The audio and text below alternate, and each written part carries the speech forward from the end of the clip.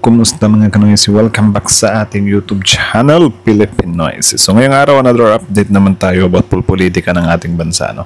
So ang video to ay mula na naman to kay Boss Balita TV. So meron itong pamagat na bato tumistigo na kakapasok sa ko binasa yun. Grabe, PBBM nagalit na pinadalhan ng kulong sa Senado, kakapasok lang. So yan yung panonood natin, bibigyan natin doon ng reaction and also courtesy na rin sa Senate of the Philippines. So bago natin simulan, Boss Balita TV, supportahan nyo yan. Tapos syempre kung trip nyo ng mga ganitong reaction video, may kasama kayo manood, huwag nyo na rin kalimutang supportahan yung YouTube channel natin, Pilipinoysi. So mga kanoysi, hindi na natin to patatagalin pa. Simulan na natin, baka agawin pa ng China. Again, ang pamagat ng video ito, bato tumistigo na. Grabe, PBBM galit na. Pinadalahan ng pinakulong sa Senado, kakapasok lang.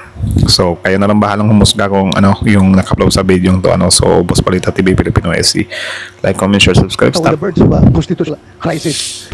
So Madam Chair, I would like to move that we issue a subpoena to these government officials to require their presence in the next hearing. Kung meron ka pang gaganaping hearing, dapat masubpoena ito sila para magkaalaman. Pag nag-issue tayo ng subpoena at hindi siya mag-attend. Grabe, no? Sabpinahan na talaga to. Sabpina ng sabpina. Tapos may sabpina na ba si Harry Roque? Hindi nila ino-urge yung mga kasama nila na may mga sabpina. At kinontempt natin. Pwede bang ang utusang kong hulihin si General Torre, Pero baka kasi kasama sa 80-page plan yung paghuli kay Senator Bato. So hindi talaga pwedeng ibigay muna sa atin. Senator Bato, anong comment? Anak ng teteng, pinaalala mo tuloy, imbis na nag-i-enjoy lang si Bato dyan eh. Pinaalalahanan pa tuloy na anytime pwede nang i-arrest. Well, sige lang, tawa lang kayo ngayon kasi baka kapag darating na yung time na huhulihin na si Senator Bato, wala, iyak later na naman. Sobrang nakakagulat na balita. Grabe, President BBM nagalit na. Nagulat na lang si Senator Bato, pinadalhan na ng supina.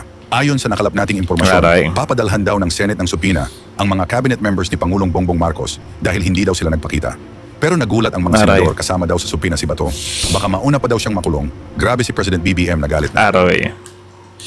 Tama naman. Supina ba yung kay Bato? Di ba isisiwaran? Grabe, siningit pa talaga ni Senator Cayetano yun. Ewan ko kung masakit yun para kay Senator Bato or natatawa na lang siya. Nagulat na lang si Senator Bato, pinadalhan na ng supina. Tara panoorin natin. What we have right now in front of us are empty chairs. Itong ginawa ng mga opisyalis from the executive branch of government is a total snap to as far as we're concerned. And ito'y tahasang pagbaliwala sa doktrina ng checks and balances ng ating gobyerno. Kung ayaw na mag-attend ng hearing, ibig sabihin, ayaw na nilang magpapacheck sa atin na co-equal branch of government. So what will happen to this? Sana sa mga time na mga ganyan, mga impeachment or yung time nila Harry Roque, di ba, sana nandun din sila, sila Senator Bato, Senator Robin. Tapos kapag hindi pumunta sila Harry Roque, sila BP Sara, manawagan din sila na sana isabpina natin to, di ba? Dapat pumunta to dito para igalang yung natin. Kasi I think parang walang nangyayaring ganun. Ganito ang mangyayari is I think we are now on the verge of a constitutional crisis kapag tuluyan nilang i-snap yung ating imbitasyon. Wala na mangyari. Wala na respetuhan ito sa isang kapwa co-equal branch of government. So Madam Chair, I would like to move that we issue a subpoena to these government officials to require their presence in the next hearing. Kung meron ka pang gaganaping hearing, dapat masubpoena ito sila para magkaalaman. Klaruhin natin ito. Sana din kapag may ICC warrant na si Senator Bato, harapin niya agad para magkaalaman din. 'Di ba? Para fair. Maraming salamat, Senator Ronald De La Rosa. Actually, dalawa yung subpoena na pinapapirma ko sana kay SP Cheese. Isa para kay Prosecutor Padulyon at ikalawa para sa head ng ating Air Force, si General Cordera. Pero yung dalawa, hindi ko pa natatanggap na pirmado. Ang sinabi ni SP, pinadala na daw niya sa legal ng Senado. Pero hanggang ngayon, wala pa rin tayong natatanggap. Parang ano din yun eh, wala din daw natanggap si Senator Chis Escudero or Senate President Chis Escudero. So ewan ko, bakit parang ganun sila. Madam Chair, kasi alam mo, if this situation is left unchecked, ang mangyayari sa atin dito is hayaan na lang natin na meron tayong Philippine National Police na patuloy na nilalabag yung ating konstitusyon at ang ating mga meron doon tayong PNP na patuloy na nilalabag. Well, kaya nga merong ano, 'di ba? Merong upcoming na ICC warrant si Senator Bato kasi meron din siya nilabag. Dati. Well, alleged pa naman pero based sa mga nakikita natin. Kasi siya naman mismo ayun niyang humarap. So, maybe para sa kanya malakas yung chance. Hindi nila nakikita yung sarili nila, men. Hindi po maganda ito, Madam Chair. Kaya nag-exist yung Senado, in particular, yung buong Kongreso, para meron tayong checks and balances. Hindi po pwede yung executive branch of government. Hahayaan na lang natin na gagawa sila ng mga hakbang na lapag sa ating konstitusyon. So we're here to check them.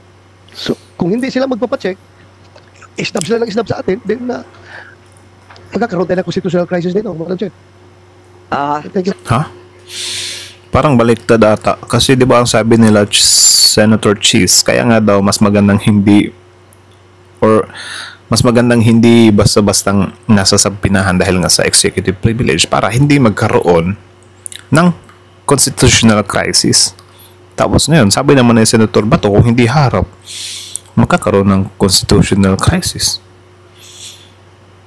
Kaiba sila ng statement. Ayon po ako sa inyo at talagang hindi tama itong pangkalahatang sinasabi. Lahat na lang executive privilege, lahat na lang sub judice. Alam naman natin, hindi naman tayo lihis at alam naman natin na napaklaro ng Nery versus Senate, yung Ermita case, kaliwaliwanag na kinakailangan na talagang malapit sa Pangulo, ang impormasyon hindi makukuha sa iba, hindi naman ito magiging panganib para sa lipunan, kaya't paano po ito naging executive privilege, alam na po natin yan at hindi naman tayo nakikialam dun sa bagay-bagay na sinaloob ng mga kaso at asunto sa Korte Suprema. So kayo na masasabi nyo dun sa sinabi ni Senator Amy Marcos? Comment down below. Actually, okay lang naman sa yung mga ganitong minano kung wala, neutral lang. Diba? Nangyayari kasi dito, well, kayo na mahalang humusga kung saang maka ba tong mga taong to. Si Senator Bato, well, of course, malinaw naman na maka-Duterte talaga siya. Si Senator Amy, kayo na lang bahalang humusga. Kaya nga kung ganyan, parang may pagkamakha ka, diba? Tapos ikaw yung nag-iimbestiga. Parang wala talaga. Parang medyo siya. Ewan ko. Politika ng bansa natin parang. Ang napalagay ko, dadami po ang sampina na hihilingin natin sa ating Senate President. Marami na po kasi kung dadalawa lang yung na-absent dati, pagkarami-raming absent, nakikita natin tayo lang na narito. Kaya nalulungkot po kami. Well, syempre po, nalulungkot po ako na para tayong pumunta ng birthday party, walang dumating na bisita. Si Cayetano pala yung nagsabi ng parang pumunta ng birthday party. Akala ko si Bongo eh. Or sinabi din niya ni Bongo. Grabe Tsaka believe din ako sa mga taong to kasi kahit on break sila, present sila. Diba? Sana nanawagan sila na simulan agad yung impeachment ni Bibi Sara para naman mas thrill, diba? But unlike a party, you can celebrate naman with your closest friends, family. Pero dito po sa hearing, I think we can still be productive. But ayoko naman, Madam Chair, na pagalitan yung present dahil maraming absent. So may I take the opportunity to thank very much Attorney Alexis Medina, Attorney Santiago, Attorney Bernal. Alam namin na pag ganito kabigat yung issue ay may consequences din yung pagsasalita, may consequences yung pag-a-appear. But Madam Chair, I was, I think, more than kind last hearing in terms of not pressing my questions kapag sinabi nilang sub judice. But just to clarify, well settled na yan, whether sa jurisprudence or sa history ng Senate, na mere filing of a case or mere pendency of the case does not stop the hearing, nor is it a reason for them not to discuss. In fact, pagka yung executive department matetest pa nga yung consistency na kung ang sasabihin nila dito at sasabihin nila dun sa korte ay pareho. Yung sub judice rule kasi, and correct me later on, Attorney Medina kung mali, it's really more of to protect the integrity of the court and the fairness para hindi dinidiscuss yung case, para hindi sila ma-pressure. Yung sub judice rule is not meant para yung kung may inconsistency sa ibang bodies, sa SEC, quasi-judicial bodies, or dito sa Congress or sa Senate. Kasi kung search natin yung subjudice, subjudice, yun po ang kaso, subjudice. lahat ng ginagawa ng mga COM ngayon, ng mga TRICOM, QUADCOM, ang kailangan lang gawin ng witnesses nila ay mag-file ng kaso against themselves. Tigil na yung hearing, no? Number 2, there are many points regarding other guests. For example, General Torre, no? He's not covered by executive privilege unless the President talk to him directly. Ang executive privilege, pagkaalam ko, kasi kasama po ako doon, ako po nag-chair nung investigation sa ZTE nung na-discuss po itong mga issues na to at na-bring up for the first time in... So ito yung subjudice. Subjudice is a Latin term that means under judgment. In legal context, it refers to matters that are currently under trial or being considered by a judge or court. In many jurisdictions, especially in common law countries like Philippines, the subjudice rule restricts public comments and media coverage on ongoing court cases to avoid influencing the outcome or prejudicing the proceedings. Violation this rule could result in contempt of court. Would you like an example or explanation in specific context? Gets nyo ba? Recent history yung executive privilege. Ang purpose ng executive privilege, pareho din ng purpose nung privilege na binibigay, for example, sa journalist, that hindi nila kailangan sabihin kung sino ang kanilang source, or kaya mag-asawa, or yung doktor at pasyente, or abogado at saka kliyente. Ang purpose kasi nun, the client and the lawyer can freely discuss. Ganun din, ang doktor at saka pasyente can freely discuss kasi they will not be compelled to testify, no? Against his client, against doctor. Pero lahat yan meron ding isa pong exception, no? For example, sa doctor, if iaminin sa kanya that a crime is about to happen sa United States, then they are required to say that. So ganun din po dito sa executive privilege. Malinaw sa Supreme Court ruling, you cannot use executive privilege if ang pinag-uusapan may crime ba o wala, or if it's to cover up a crime. At this point, we're not saying there is a crime to cover up, but I will bring up that point right now. So ma'am, of course, under your leadership, and syempre, may emotions naman talaga si Senator Bongo last time, kayo po. Ako, try ko lang pigilan. Talagang bantay na bantay ako ng asawa ko na huwag uminit ulo last hearing, no? Kausap ko rin ng Senate President na let's check the facts, apply the issues, wag asawa ba ni Cayetano si Pia? Wag mo nang banat ng banat kasi nga baka hindi natin nakita yung buong video. So having said that, I think lahat naman nahimasmasan, lahat naman po tayo ay nakapag-reflect. So I was reflecting on, and ma'am, pwede ba after this just to show a short video ni General Torre? Kasi ito mga Republic Act number 7438, an act defining certain rights of a person arrested, detained, or under custodial investigation, as well as the duties of the arresting, detaining, and investigating officers, and providing penalties for the violation thereof. May I also...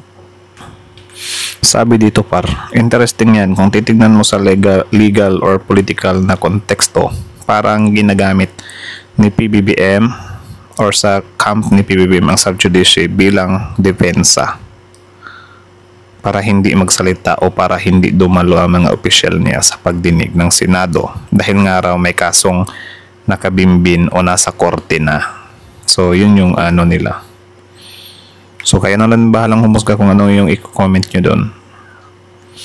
Akin to court na pagkawala po o hindi pinayagan yung evidensyang i-offer, dito i-proffer, no? So wala sila, pero hindi ibig sabihin hindi ko pwedeng ilagay sa record yung tanong at baka sa media nila sagutin, baka dito later on.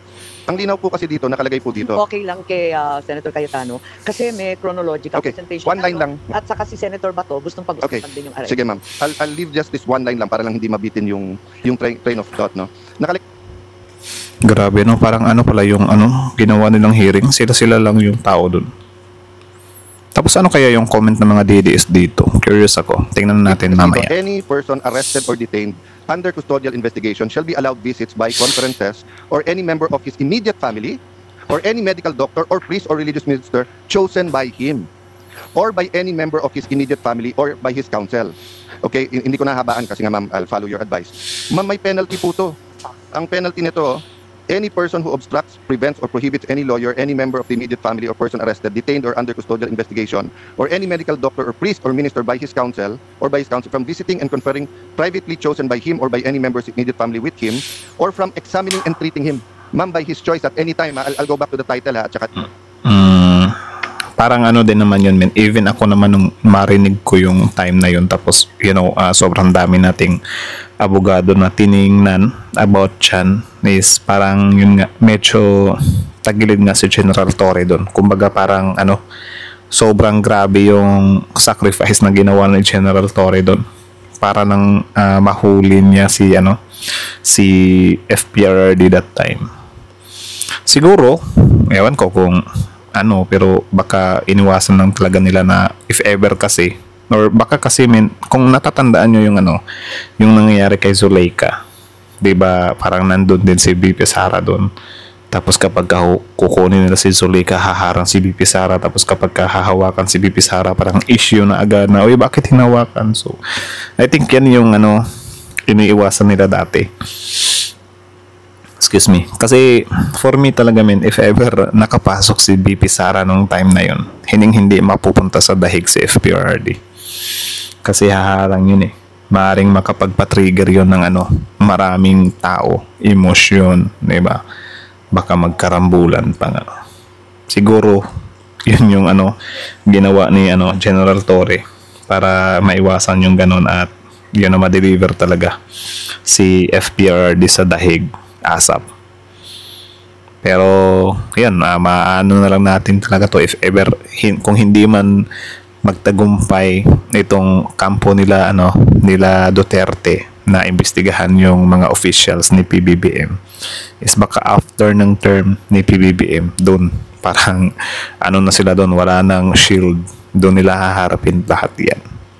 Doon sa nakalagay dito, hindi lang custodial investigation, ha, basta arrest or detain. So he was arrested and detained. So even if magdebate tayo na custodial investigation ba yun o hindi, no? So ma'am, ang po dito, ang penalty is imprisonment of not less than 4 years nor more than 6 years and a fine of 4,000 pesos. So ang question ko, meron na bang report dito sa arrest at kinasuhan ba si General Torre? Last question, ma'am. Hindi ba? Meron talagang mga ganyang instances din.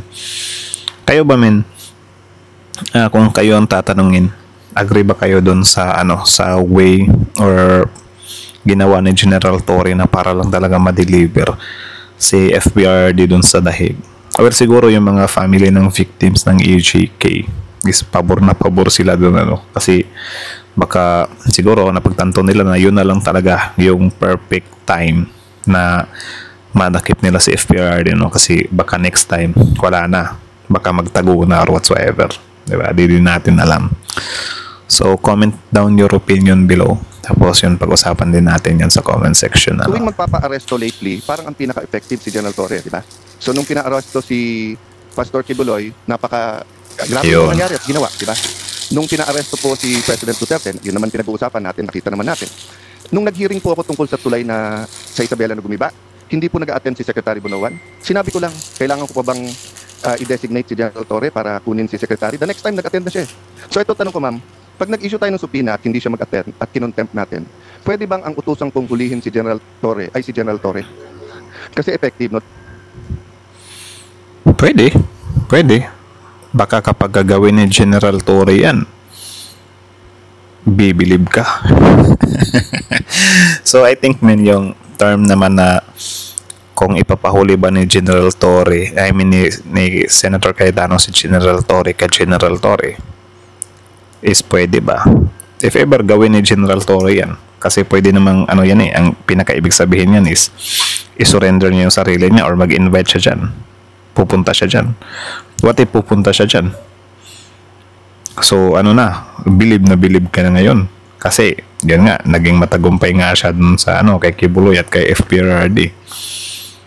Nako, pinada ko lang sa biro, but I think of all his interviews and sa nangyari, this is my last point, ma'am, tapos I'll submit to all my other colleagues. This is my point lang, ma'am. Nanunood kasi yung buong PNP, nanunood yung mga teachers ng constitutional law, mga estudyante, nanunood ang mga estudyante ng criminology. And di ba sabi nga nila, yung bata, hindi mo pwedeng turuan sa salita. Natututo yung bata sa gawa. So ganun din sa gobyerno natin. Pag sinabi nung mayor, no corruption, pero corrupt siya, ang dating sa mga department head, pwede mag-corrupt, di ba? Pag sinabi nung Pwede ding pwede ding anuhin natin sa time ni FPRRD na yung tawag dyan, yung war on drugs nila. 'Di ba? Na kapag ka nanlaban tsugi, pwede ding i-pick up ng mga estudyante yun. Na ganyan pala kapag ka police. Okay lang kapag ka tuluyan. 'Di ba?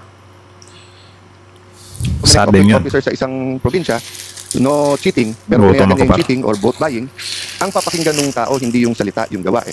So kung mali yung pagka-aresto, nangangamba ako na especially sa lugar na walang internet, walang cellphone, baka ito yung masunod eh. Humihingi sila ng counsel nila or doktor, tapos hindi pagbibigyan, no?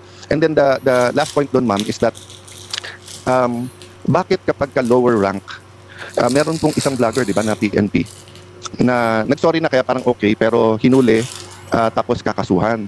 I understand that at magandang rule yun na pagka ikaw ay sundalo o pulis ay hindi ka basta pwedeng hindi ka pwedeng partisan, di ba? Pangalawa, kailangan bantayan mo sinasabi mo. But I'll give you 2 examples, ma'am. Bakit po si General Torre kung ano-ano sinasabi sa kung ano-anong interview, hindi naman napapagalitan. So ang dating po sa lower rank, bawal partisan kung kalaban. Kung kakampi yung sinabi mo, pwede. I'll go to a non-partisan. Kayo guys, anong masasabi nyo doon? I think one of the sad reality talaga yan. Kasi kahit sa administrasyon naman nila FPRRD nangyayari yan eh. 'Di ba? Kaya nga maalala nyo dati nung nalokok na ba si FPRRD doon? Gumagamit si FPRRD ng word na PI. 'Di ba? Or bastos kung manalita si FPRRD. Bakit okay lang sa kanya? Sa iba hindi. 'Di ba? Si FPRD din yung magandang gawing example about sa ganyan na kapag ka big time ka or big time, sige, lagyan na lang natin big time politician ka, tapos ordinary lang, pwedeng managot, 'di ba? Well, sa FPRD wala, pinapalakpakan pa. Sa rally ni FPRD, sabi niya tsugiin natin yung 14 ba yun na senador. Bakit kapag ka siya okay lang? 'Di ba? Tapos pinoprotektahan pa siya. Joke lang naman 'yun. Parang hindi niyo naman kilala si FPRD. My goodness. And I respect this person very much. I think he's one of the best chief of staff, personal friend, etc. Kaya lang, as a former secretary of the DFA, I have to mention this, no? When the AFP chief of staff said, prepare kasi madadamay tayo kapag ka-invade yung Taiwan, tayo po ay may one China policy. Ano po ang magiging reaction natin nung sa Marawi siege kung sinabi ng China, prepare kasi pag sinugod nila yung Marawi o kapag nilabanan nila yung secession sa Mindanao, mai-involve tayo. Magre-react din yung foreign affairs natin, hindi ba? Kasi nga may one China policy tayo. Don't get me wrong, ayaw natin ng gulo sa Taiwan, nakikisimpit tayo sa democracy ng Taiwan. We want them to coexist with mainland China. But having said that, we have to be sensitive. So the right China. So kayo na lang bahalang umusga about sa ni Senator Cayetano about China. Is either the DFA or the presidential spokesperson, hindi po sundalo or police, no? So I'll stop there, ma'am. Pero sana nga consistent tayo para hindi nalilito yung mga kawani ng gobyerno kung ano talaga ang tama at ano yung mali. Thank you, Madam Chair. Maraming salamat, Senator Cayetano. So ano yung masasabi niyo doon sa kung ano ang tama at kung ano ang mali? Kasi I think yung mga nangyayari sa administrasyon ngayon, I think nangyayari din yan sa administrasyon dati. Ang tanong, may mga ganito ba na pagtatama or pag tinatackle ba? Maliwanag na maliwanag ang inyong pag-unawa at pagbabalangkas nung sub-judice pati yung executive privilege kasi naging cabinet member nga kayo at talagang may limitasyon yon. Mag-umpisa tayo kung hahayaan ninyo ng chronological at nais ko lang ipakita na sa kaguluhan nung nakaraang taon, sa Mayo pa lamang nagkaroon na ng briefer tungkol sa aresto ni Presidente Duterte. Hindi tama yung sinasabi na walang kinalaman ng Pilipinas dito. Ilang beses tinatanggi ng ating mga opisyal, sana narito sila para ipaliwanag. Subalit nag-press release po ang liwaliwanag nung DOJ Assistant Secretary Mico Clavano, May 8 ang kanyang mga press release, at sa kalagitnaan ng kaguluhan tungkol sa PI, yung ating People's Initiative, sa kaguluhan ng Davao at Maisog rallies, ay biglang nagkaroon ng bagong briefer na ginagawa ng DOJ. Ito ay unang-una for the potential arrest of President Duterte, ikalawa ang pagbabalik ng Pilipinas sa ICC. Grabe no, special talaga yung pagkakahuli kay FBRD. Isa, dalawa, tatlo, apat, I think limang senador yung diba, nag-imbestiga. Hindi naman pala kasali si Robin. Pero may mga comment din si Senator Maliwanag Robin. na last year pa, May of 2024, nag-umpisa na ito. At sabi rito, aware naman tayo na yung policy ay hindi papasukin ng ICC. Pero posible naman mag-iba. So, yun ang nakakaabala dito. Mayo pa lang, pinaplano na yata ito. At kahit sinasabi ng ating kagalang-galang Secretary of Justice, sana narito siya, sabi niya, labas-masok ang dayuhan sa Pilipinas. Libo-libo sila, daan-libo pa ang pumapasok na waring di natin nalalaman. Ngunit, kilala ng ating Bureau of Immigration ang ilang ICC, mga tauhan na klaro na pumasok dito. Unang-una, maliwanag, si Maya Destura Bracken, dumating noong October 4, 2024. Siya ay galing US at interpreter siya noong ICC. Maliwanag po yan. At maliwanag din na dumating siya sa Pilipinas. Ikalawa, Grabe, tiba-tiba talaga yung investigasyon. 2024 pa, nahuli pa nila yun. So sana yung ginagawa nilang investigasyon ngayon kay FBRD, dapat gawin din nila yan sa impeachment ni VP Sara. Kaya lang, gusto ko lang makita kung paano sila mag-imbestiga. Parang gusto ko yung ganito diba? Na parang i-imbestigahan nila. Ewan ko kung si Senator Robin kung ano yung i-contribute niya dun sa impeachment kasi parang magnono na nga daw siya. Pero sana yung mga ganito na yung mga names, diba? Yung mga aliases, sana wag nilang baliwalain yun na. Pero ewan ko kung makakaabot pa si Senator Amy dyan. Kasi parang, ewan ko kung para sa inyo. Ano sa tingin nyo, mananalo pa ba si Senator Amy ngayon bilang senador? Comment down below. Kung if ever, manalo pa siya, wag naman sana.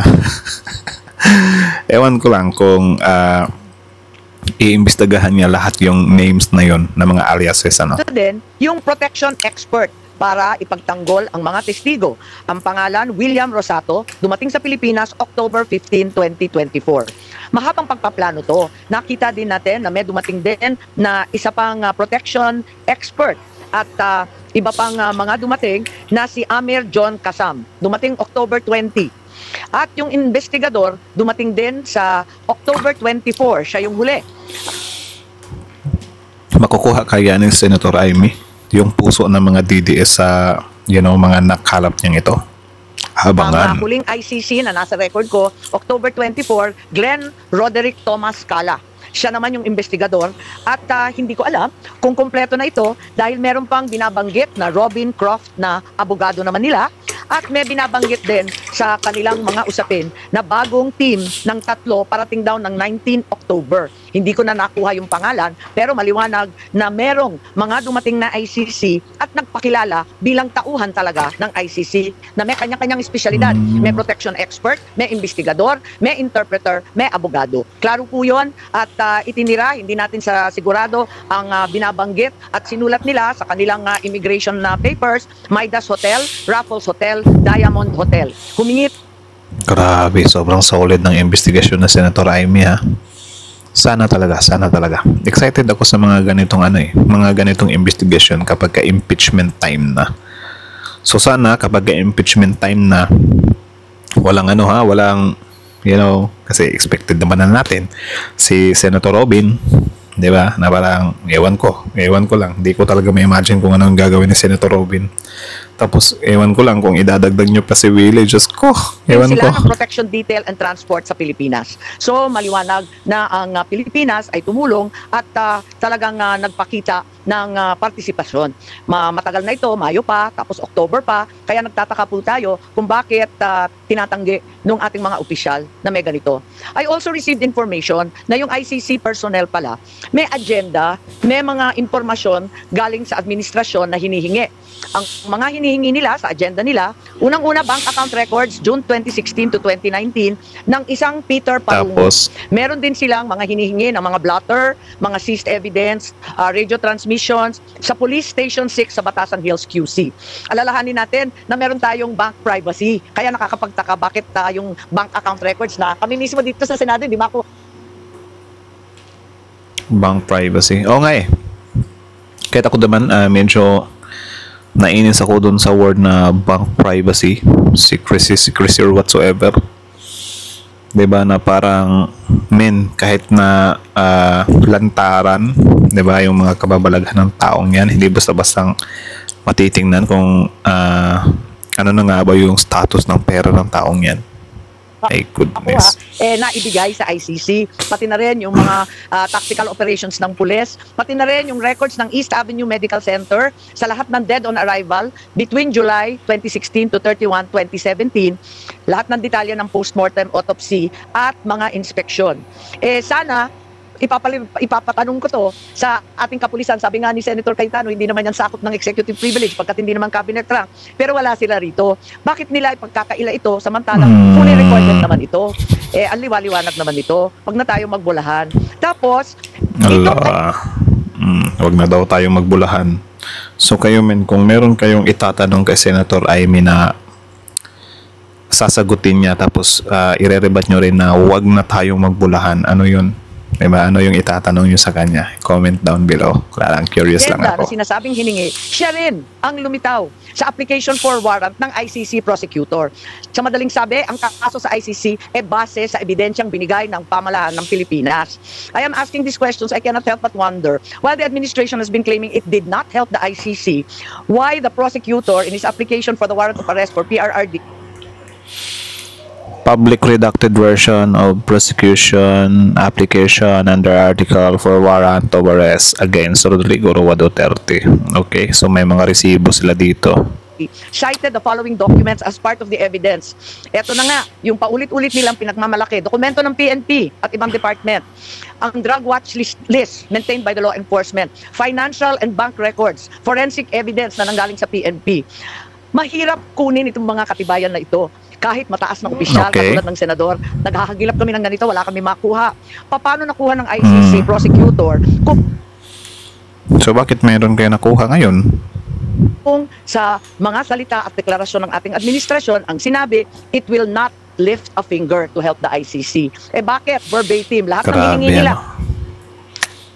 Grabe, all in or all out talaga. All out talaga yung pag ni Senator Amy sa administrasyon. Mananalo kaya siya, Nakarecord sa agenda, yan din ang lumitaw na katibayan para sa warrant of arrest. Even if we were to assume that there were members of the PNP who helped the ICC prosecutor in an unofficial capacity, why were these not detected by our intelligence officers? I find it very hard to believe. Malaki po ang budget sa intelligence. Tignan po natin. Ang NSC, sana nandito si Secretary Anyo. Limpak-limpak na salapi ang ginagastos ng Pilipinas. Sana nandito si Secretary Anyo. Confidential and Intelligence Fund. Uy! Maganda to. Medyo hawig na to kay confidential funds ni BP Sara. So sana talaga meron silang ganitong investigasyon At saka sana hindi sila magbulag-bulagan soon sa impeachment. Ito lang naman talaga yung hiling ko yung mga ganitong mga ganitong way of pag-iimbestiga. Ito yung mga gusto ko sa OP, diba? NSC. Sana gawin nila to sa time of impeachment ni BP Sara. DND, AFP, ang Philippine Army may hiwalay, Air Force may hiwalay, Navy General Headquarters, lahat ito hindi nila nalaman. Parang naman mahirap intindihin. Totoo ba na right in front of their faces, hindi naman nila nakita lahat ito. Mahirap talaga paniwalaan. At eto pa, meron na din tayong case build-up na narinig. At andito tayo, yung case build-up ng DOJ. Kanina, nag-umpisa tayo doon sa briefer. Mayo pa lang yon. Pagkatapos ng briefer, nagkaroon ng maliwanag November Department Order number 778 of DOJ issued around November 4, 2024. Tagal na to. Okay. So, ano pa? Department Order ng DOJ na nagtatatag ng task force to investigate, create a case build-up, and file the appropriate criminal charges. So, klaro na yun. And sana, yung DOJ, para sabihin kung yung task force nga ba, in-interview sina Senator Laila De Lima noon, Attorney Colmenares, and Commissioner Palpalato. Yan lang ang... Laila De Lima? Ba't nasali si Laila De Lima dito? Gusto natin malaman. Okay. As a matter of fact, may nakita tayong bago. March 6 nitong taon na to, may memo ng accomplishment report nitong case build-up na to na humihingi ng additional 90 days. Kasi ang sabi nila, hindi pa daw sapat, hindi pa daw klaro, hindi maliwanag. Humihingi sila nung umpisan ng nakaraang buwan, 90 days pa sana. So, sana yung DOJ, i-confirm nila, there already was a legal team. In fact, there is an allegation na pati private legal team, magbabayad sila para mag-draft ng So, paano na lang if ever mapatunayan nila to na totoo? So, ano na mangyayari? Like, all out na talaga to? All out, grabe itong kapatid ni Mr. President, ibang klase. For murder against those responsible for the death of 3 nationals in the Davao prison. Kung may case build up, may draft of the complaint, why did we still have to cooperate with ICC and Interpol? I wanted to verify kung totoo nga na yung DOJ pinagtatanggol yung ICC jurisdiction in the cases before the Supreme Court. It appears that the DOJ is arguing there is no investigation or prosecution in the relevant EJK cases. But in fact, sila mismo may task force, meron ng report, may hinihingi na ng mga private lawyer, meron na rin Quadcom sa Kongreso, merong Senate Blue Ribbon Committee. Ano ba naman ito? Mismo si Solicitor General talagang umatras na sa pagtatanggol ng posisyon na yan kasi ang sabi nga niya talaga namang meron ng case build-up mismo sa ilalim natin sa building na ito sa DOJ. Kaya hindi po katanggap-tanggap. So, if ever meron ng case build-up, ano na? At any point, kung ang ating mga kasamahan may idadagdag, pakisabi na lang po. Pero, eto pa, narinig natin na mayroong Oplan pursuit. Pakita na lang na inaamin ang pinagmamalaki ni General Torre. Sabi niya, hindi ito spur of the moment. Huwag kayong maniwalang spur of the moment dahil matagal ko nang pinaplano ang Operation Pursuit. Ayan. Sige. Pwede natin ipakita. Ayan. Laksan lang po yung volume. Laksan lang natin yung volume, please. So, courtesy sa Rappler. I think sa Rappler tong video to kasi merong logo nila eh. So, grabe yung Rappler Iba din. Dapat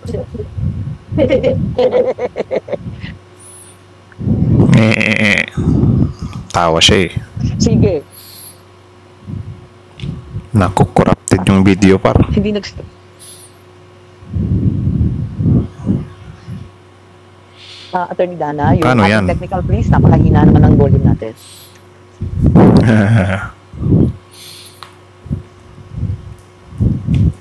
Volume. Walang volume, pati ebidensya, natakot eh. Paano yung, kasi kailangan niyo po talaga siyang ilipad sa daig no matter what on that day. So paano po ibinabasa inyo ni PNP Chief Marbil na how did he say that to you na no matter what we need to fly the former president to the Hague and we need to implement the ICC arrest warrant? Arrest him and bring him to the Hague. Yun na. Simple as that. Arrest him and bring him to the Hague. Sagot ko lang, bigyan mo ko plano. O di ayos. And then the rest, you planned everything. Pero matagal na yan. Ang plano na yan, matagal na yan. Hindi yan spur of the moment eh. Matagal na yan. And nagkataon lang na talagang yun, the opportunity arose.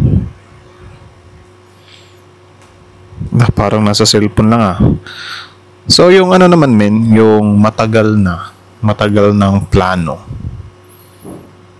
Ano bang saan ba yun yung pinaka kinaiinisan nila? Yung about sa matagal na plano. Kasi kung diretsahan lang, nagalit sila. Sasabihin nila, grabe. Agad-agad. 'di ba? Kasi parang inaano pa nga nila na parang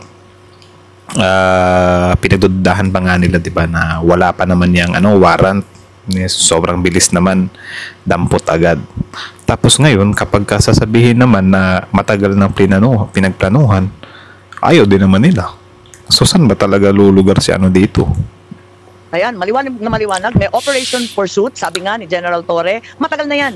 Hindi yan spur of the moment. Inutos ni General Marbil, ang Chief PNP, and the operation was planned as early as January 2025. So hindi natin pwedeng sabihin na madalian at waring nakita ko bit-bit ni General Torre nung pumunta siya dito sa first hearing dahil pinagmamalaki nga niya na napakakapal ng plano niya. Ang Oplan Pursuit 80 pages. At maliwanag na ang PNO had prepared a secret plan, Oplan Pursuit, to detain PRRD, including scenarios of arresting him either in Manila or Davao. It also contained maps of properties of the former president, his partner, his allies, with arrows labeling the nearby streets where the PNP could access the property. Sana hihingi ako ng kopya nitong 80-page plan called Operation Pursuit. At gusto ko rin sana malaman, katulad ng Sambayanan, kung kailan nag-umpisa to. Dahil obviously, itong operation... Katulad ng Sambayanan. Kayo para sa inyo, Sambayanan ba yun or mga DDS? Pursuit was concocted weeks, if not months, before March 11. Panay ang sabi nila, nagulantang daw sila nung dumating nung March 11 ng umaga. Pero mukhang hindi naman yata totoo to. Hindi naman yung Interpol o yung diffusion notice na dumating ng March 11 ng 3 a.m. ang nag-umpisa nitong lahat. Kundi, nung nakaraang taon pa, Mayo pa lang, klarong-klaro na. Madam Chair, may I move that this committee issue Ito na. Nagsalita na si Senator Bato. Kapag ito talaga si Senator Bato, tapos nandyan na yung ICC warrant niya, tapos tahimik ko nagtatago siya. Ewan ko na lang talaga. Do is taken to the PNP to produce that document? Madam Chair, before you rule on that, did the cabinet secretaries also submit already the whole video? Kasi they said last time na they will submit their version of the whole video. Kasi I agree with Senator Bato that any piece of evidence that is not confidential or does not violate national security should be handed over so that we can be fair to them, diba? We don't want to come out with reports then sasabihin nila ay hindi yan yung nasa buong video, ay hindi yan yung nasa plano, diba? So maybe we can request them and then if they don't give it then we subpoena it. But I submit to you, Madam Chair. Yes, I'm in full agreement with both our senators. Friends And talaga sila certainly, the comment that there was no plan until they received the Interpol warrant or diffusion order is highly doubtful. Pati yung New York Times, alam yung balita tungkol sa plano. Bakit tayo walang maibigay na plano sa ating komite? Pagkatapos yung complete video na hinahanap ni Senator Cayetana, tama po kayo. Hanggang ngayon, hindi pa nabigay. Pero baka kasi kasama sa 80-page plan yung paghuli kay Senator Bato. So hindi talaga pwedeng ibigay muna sa atin. Senator Bato, ano? Kinabahan tuloy si Bato. Sabi ni Bato, anak ng teteng ka pa rin Cayetano, pinaalala mo pa. Imbis tahimik lang ako dito.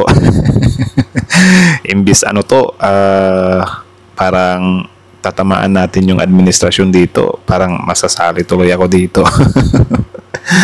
Possible din yun. At saka naka-line up naman na si Senator Bato. Aware naman siya dyan. Kaya nga na siya nagre-ready na siya ng kumot niya sa Senate. Comment nyo, Dan. I'm waiting. Ngayon. Diba? I'm waiting. Nandiyan na naman siya sa mga niyang I'm waiting. Tapos kapag wala. I'm hiding.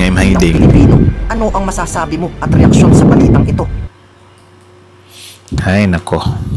So, yan lang naman mga Siso, kayo na masasabi nyo dito, comment down below. Tapos yun, pag-usapan natin yan sa comment section. So, yan lang naman. So, again, ang video to ay mula kay Boss Balita TV. Supportahan nyo yan. Original video link in the description box below. Tapos, syempre, bago nyo iwan yung YouTube channel natin, Pilipinoise, don't forget to like, comment, share, subscribe. So, kita nyo naman yun medyo, talaga, ibang klase talaga itong team nila ni Senator Amy, tapos team nila Senator Bato. So wait lang. So kita nyo naman yun, men. Talaga, ewan ko sa mga taong to. Ang gulo-gulo na ng Pilipinas natin Dalawang panig kasi. Una ay yung isa nasa team nila nila PBBM. Tapos ngayon naman ito naman kina Senator Bato. So,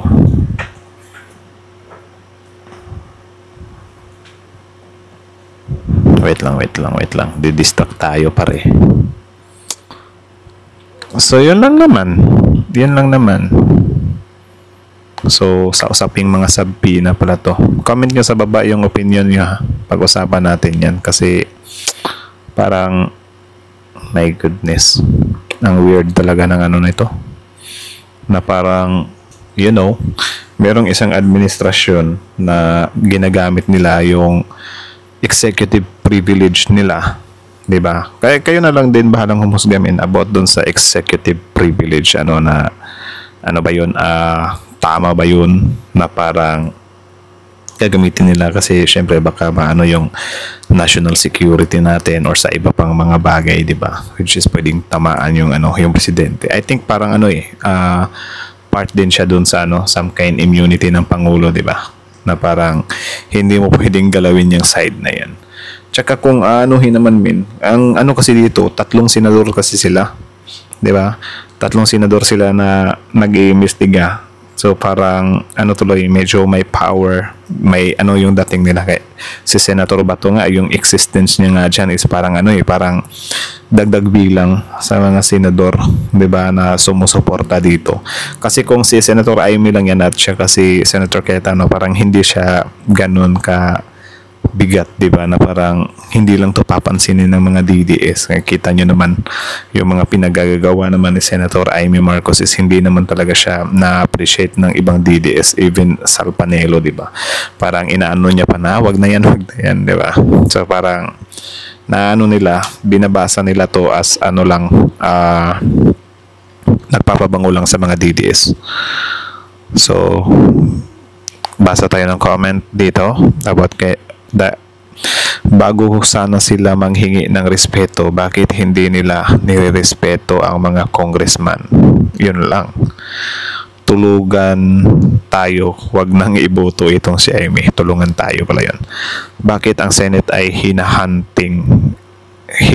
hinihingi ng session? Bakit ayaw ituloy yung impeachment ni VP Sara? Yun lang. Yan din ang bilis nila na dagdag ko lang pala na mental block kasi ako kanina. So sorry.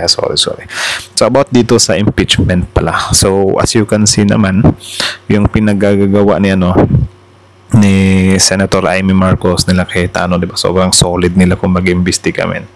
Well, sige, kodos na lang sa pag-iimbestiga nila kasi ang dami nilang nakalkal di ba? Ang dami nilang nakita, umabot pa sila sa mga confidential intelligent fund or whatsoever, may mga names pa. So excited ako dito men, pero ewan ko lang kung I think hindi naabot si Senator Amy sa sa impeachment ni VP Sara kasi para sa akin talaga I think babagsak siya sa election ngayon. Pero kung makakapasok siya, asahan natin or hintayin natin to yung moment na parang ganitong mga investigations ba na parang iimbestigahan niya lahat yung mga pangalan, mga recipients na mga dudong, mga asim, 'di ba? Kung ano ang pangalan yung mga Merigris Piatos. Sana imbestigahan nila yon ng todo ha. Kasi kapag hindi nila imbestigahan yon, bulag-bulagan lang sila, wala. Lilitaw talaga na doon sila pumapanig sa isang tao lang, which is ayaw naman natin ng ganon kasi ngayon kahit na binabara sila ng taong bayan, sinasabihan sila na parang ka lang naman, bias ka lang naman whatsoever, sinasabi hindi ito yung sigaw ng taong bayan. Tsaka ang weird din gamitin yung word na taong bayan ha, kasi kung makikita nyo naman sa comment section, yung mga pro-administration hindi naman pabor sa pinagagawa nila, 'di ba? So yung taong bayan kasi ng word, pangkalahatan kasi yun. Dapat PRRD supporters, PBBM supporters, 'di ba? Dapat nila ba na ito yung gusto marinig ng mga DDS. 'Di ba? Yung mga DDS din, abang-abang din. Yung iba pa dito, sobrang proud pa sila. Pasabi pa sila, grabe kudos to Senator Amy Marcos. Kinudos nyo lang naman yan kasi pabor sa inyo 'di ba? Kung hindi pabor sa inyo yan, baka nyo na yan na parang wala, parehas lang kayo ng kapatid mo. Alam mo ba to, karma mo yan, inisnab mo rin ang Quadcom at hindi ka umati ng hearing nila sa AGK. Di ba? Oh, inisnab din ni Bato yung Quadcom. Tapos ngayon, kung iisnabin yung hearing nila, kukul out. Yun yung pangit na parang kapag ikaw yung maghahanap tapos hindi sila pupunta sa'yo, magagalit ka. Tapos kapag ikaw naman yung hinahanap at hindi ka pupunta, wala lang. Diba? Na parang no comment ka lang na wala. Ito yung gusto ko eh. Yung kay Kibuloy nga, nagtatago si Kibuloy. Ayaw nyo namang pasukuin. Diba? Hindi nyo naman inaano. Mr. Bato, bakit ikaw in-invite ng Congress, di ka nagpunta? Diba wala ka din respeto? Diba? Speaking of respeto pa talaga, anong decency at hypocrisy si Bato invoke parliamentary courtesy to Congress and expect to despite executive privilege, doble kara. Diba? Di ka na uli mananalo pa Bato. Di natin sure yan kasi grabe yung suporta ng mga DD sa kanila. Tayo pa kampante par. Dasal na lang natin na hindi na manalo yung mga taong yan. So yun lang naman. So again, kayo na masasabi nyo dito, comment down below, tapos yun pag-usapan natin yan sa comment section. So that's it. Boss Balita TV, subscribe nyo yan. Courtesy na din sa Senate of the Philippines. Tapos syempre Filipino IC, like, comment, share, subscribe. Filipino IC is out.